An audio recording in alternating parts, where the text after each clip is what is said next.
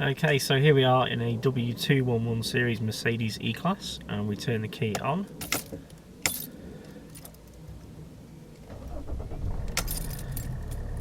And we get visit workshop in red, indicating that there's a problem that needs urgent attention.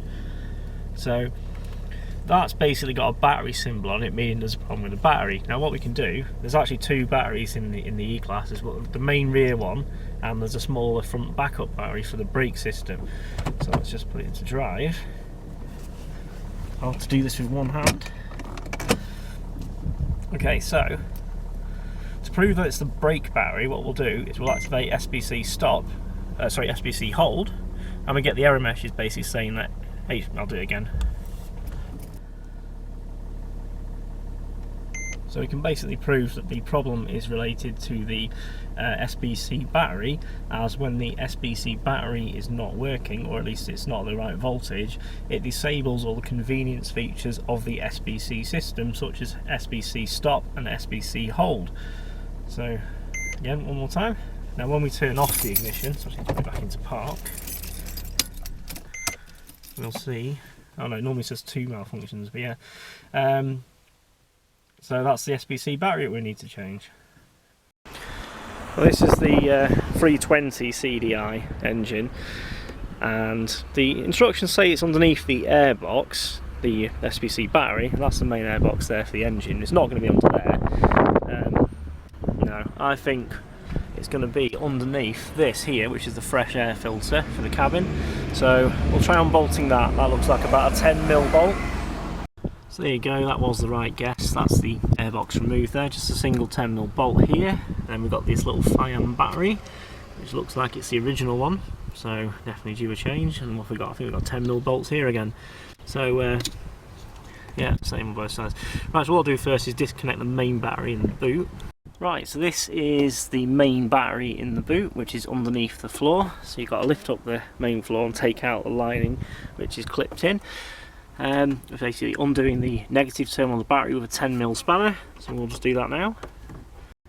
Right, so we've disconnected the negative. Make sure you tuck it away safely so it's not going to touch on anything, and now the main power to the system is isolated. We can now disconnect the front battery. Right, so this is the Mercedes original on the left, and this is the replacement on the right. I got this one from Amazon, of all places, as the Mercedes one was far too expensive. Now, look at this, there's actually a difference in size. The height's the same, so we should be okay, but it's actually got less depth to it. That's obviously as battery technology has moved on. I mean, this is actually higher rated, it's 210. I mean, this isn't important because it's not actually used for a start motor. It's 210 cranking amps, whereas this one is, I think it was 170. So it's like, you know, technically a better battery. I've never bought one of these in the post before, but it comes deactivated, and you've got this instructions to follow here. And you've got a kit here, basically. I assume that contains some acid solution that we need to pour in and then seal it up. So we're just going to try fitting that in first to make sure it works before we activate the battery. So that's the battery in place. Now, even though it's smaller and it has the room to move, with this clamp down, it will actually hold it in place absolutely fine, so I don't see there being a problem there. Right, well, we've got lots of scary instructions about how this is dangerous, corrosive sulfuric acid, so we have to be extra careful with these. But basically, we need to take this strip off the top of the battery, this seal. Oh, hissed out. That made me worried then. And we basically put this in upside down. You take this off, put it in upside down, and it basically pierces the foil seals that are on the top. We're going to have to leave it upside down for 20 minutes and then slowly pull the bottle out. Then once we're done, this black cap here goes on top of the battery to seal it. So let's go ahead and do all of that. There we go, we see the acid is now on top of the battery. That's clipped in place and it's filling very, very slowly. So I'm going to leave this now for a few minutes and check on it later. Well, it looks like that's finished filling now, so we'll just give it a bit of a shake to make sure it's all in. Next step is to take this off. I'll do it off camera because I don't really want to spill any stuff on me if there's any left. And then we need to put this sealing strip on the battery, and then that's the battery sealed. Right, so the sealing cover's on. It takes quite a bit of force to put it on. Don't go hitting it with anything, but just give it a really good press in with your thumbs. Keep doing that until it's all flat completely.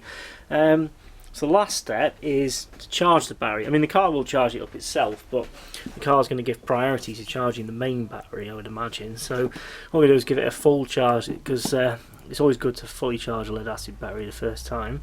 So we've got one of these intelligent C-Tech chargers. We're to set it to motorbike mode, I believe, because it's a small battery. well, it shouldn't take too long, probably an hour I'd say. It takes about 3-4 hours to charge the very large battery in the boot of the car, so I can't imagine that'll take more than an hour. So let's plug it in anyway and leave that running. Right, that's in progress. It's moved on to stage 3 within a few seconds, so I can't remember what these all mean, to be honest, but I don't know if there's any voltage immediately available once you put the electrolyte in or not. I should have measured it really. Anyway, so that's charging. Come back and check back in an hour. Right, well, it's been quite a while now, and I actually underestimated the charging time. The reason is, with these smaller batteries, the maximum charging current is only 0.7 amps, whereas with the normal ones, it's 4 amps. So, this will take several hours to charge. It's been on for about half a day now.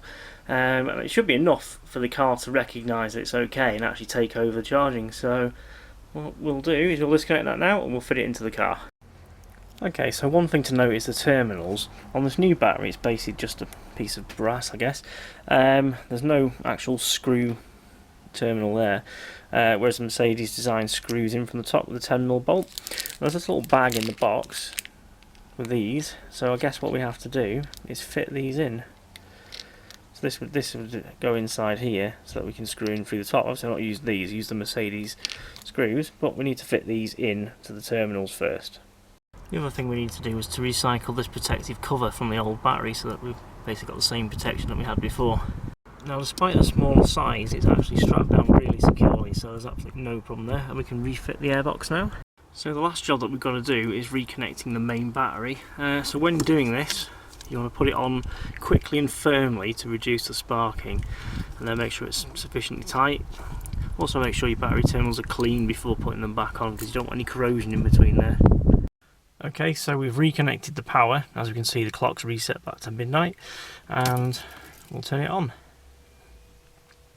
No error so far. Now, as you can see, Mercedes are actually very well behaved.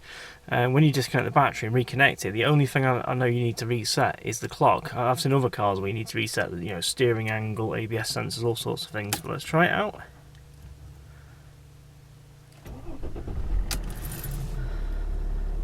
No problem at all.